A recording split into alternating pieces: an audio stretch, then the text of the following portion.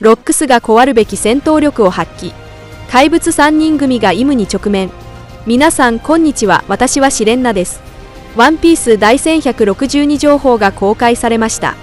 タイトルはゴッドバレー大乱戦です。鬼の子ヤマトの金稲荷第3ボル44最終部分。ルフィ様へまた一つ平和な日々がワノ国に流れる。ヤマト、光月桃の女、錦右衛門、ウルティが花の都を散歩している場面。物語はシルバーズ・レイリーがゴッドバレーから芍薬を連れて脱出する場面から始まります。式は他の海賊たちがレイリーを攻撃しないようにやめました。芍薬に害が及ぶかもしれないからです。ニューゲートはすべての海賊に宝物を狙わせるよう命じ、島全体で海賊たちが戦っている様子が描かれます。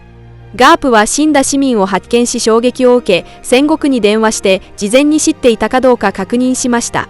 その後、ロックスはエリスとティーチを救出し、背中に乗せて逃げるシーン。ガーリングと神の騎士団の他のメンバー、そして数匹の悪魔が追いかけています。その悪魔たちはデイビー一族のメンバーで、ロックスの父親と祖母が含まれていました。クソ、あいつら不死身か。ジベック、下ろして。今は逃げるしかない。捕まった連中はあの姿になった。あれ一体なんだ。誰かの力だ。ポップス、はあ、お前たちに何があったんだ。突然エリスがロックスから降りて、ロックスの父と母を思い出しながら話します。ジベック、私はもうデイビー一族の誇り高き一員だ。みんなが海賊だった過去を乗り越えて私に優しくしてくれた。このクランの運命を理解している。だからこそ下ろして。私が子供一人守れないような女ならアタナは私に惚れなかったでしょう。違う？バカか。もし捕まるようならティーチを殺して私も死ぬ。私たちは二人とも生き残るべきだ。またルルシアで会おう。ジベック。場面はリンリンに切り替わり、彼女がイバンコフから魚を飲みモデル清流を盗んだ直後が描かれます。バーソロミュークマが新しい能力で人々を助けているのが見えます。リンリンはその果実を手にして喜んでいます。魚を飲み、片栗にこれを渡さなきゃ。私の未来のクルーは強大な力が必要だ。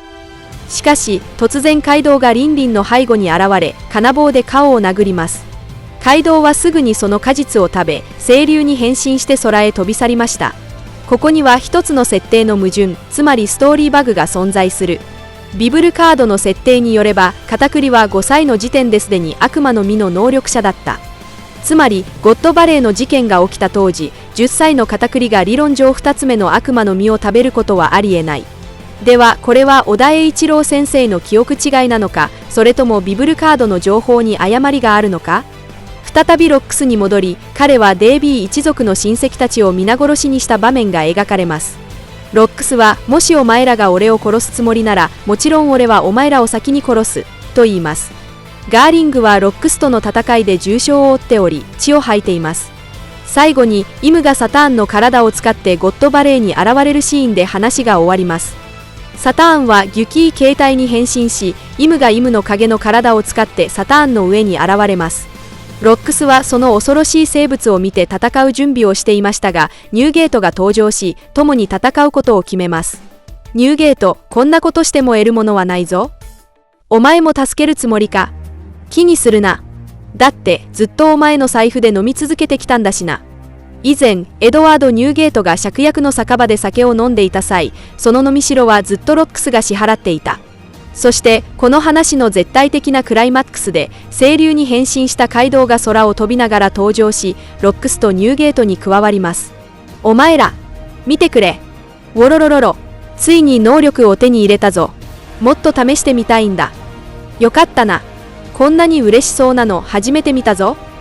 ボハハハハ。それは良いんだが、一つ聞いてもいいか。それ一体なんだ。ガープとロジャーもイムの登場に気づきます。海軍や世界政府のエージェントたちはサターンの変身を見て驚いています。サターン星、あの姿は一体なんだ。うわー、モンスターだ。これは夢だろう。この島で何が起こっているんだ。冒険の日々に栄光あれ。何もかも知らなかったよ。この話の終わり、ロックスは非常に自信満々でニューゲートの質問に答えながら、イムが最後のコマで彼らを見つめます。それが何か。さて、我々が見ているのは世界だと思うぞ。では当時ロックスは一体どう敗れたのか。モンキー・ディ・ガープとゴールディ・ロジャーは共闘してロックス・DG ベックを倒したのか。結論としては戦国は真面目そうだが口が重いというしかない。第1160話で織田栄一郎はゴッドバレーに上陸する各勢力の場面をいくつか描き直した。さらに重要なのは彼らの来意を改めて示した点だ。ゴールディ・ロジャー率いる海賊団は芍薬を救うために来た。ロックス海賊団の大多数も芍薬を救うためであり、少数派は悪魔の実目当て、ロックス本人は妻子を救うためだった。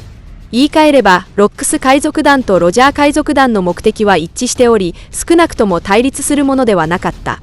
しかし、モンキー・ディ・ガープがゴッドバレーに来る前、彼は人間狩りのことを知らなかった。コングはガープに対して天竜人の修学旅行だとだけ告げた。明らかにコングが嘘をついたのは、もしガープが真相を知れば絶対に海軍としてゴッドバレーに協力しないと理解していたからだ。だからコングはロジャーの動きに関する情報でガープをゴッドバレーへ誘い、ガープが最初にゴッドバレーに到着した目的もロジャーの追跡だった。では、ガープが島に上陸して大量の民間人の遺体を目にしたらどう反応するか。彼の性格からすれば激怒するに決まっている。ガープは必ず犯人を追い、まだ生きている奴隷たちを保護するだろう。ここで問題になるのを、天竜人と当時の島の海軍がガープに真相を明かす勇気があったかどうかだ。彼らは当然認めず、平民虐殺の罪をすべてロックス海賊団に押し付けただろう。当時の彼らの悪名を考えれば、弁明の余地はほとんどない。妻子を救うことだけを考えていたロックスは、ガープや海軍を排除すべき障害とみなした。こうして両者は衝突したのだ。ロジャー海賊団はまず神の騎士団と交戦した。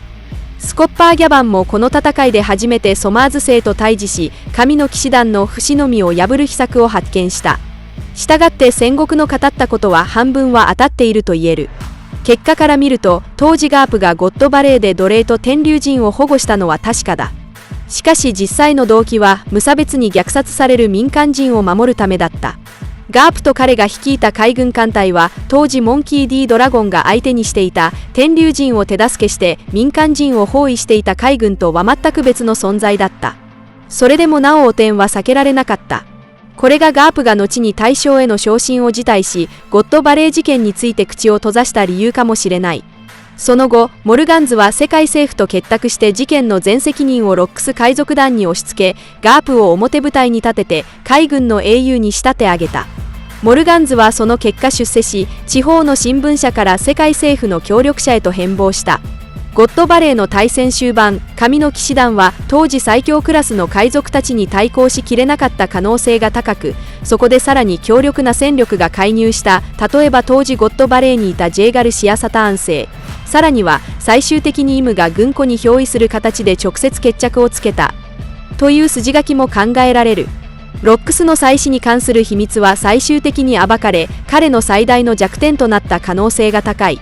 神の騎士団がその後巨人国で子供を誘拐するなどの悪行を行っている点を参照すれば痕跡は残っている。だからこそモンキー・ディ・ドラゴンはルフィとの関係を徹底して隠したのだろう。これらは今後の展開で徐々に明かされていくと信じたい。この展開は本当にますます白熱してきた。以上が今回の動画の内容です。最後までご視聴いただき本当にありがとうございます。もしワンピース漫画の熱心なファンであれば、ぜひ私のチャンネルを登録してください。皆さんの応援が私の動画制作の最大の原動力です。それではまた次回をお会いしましょう。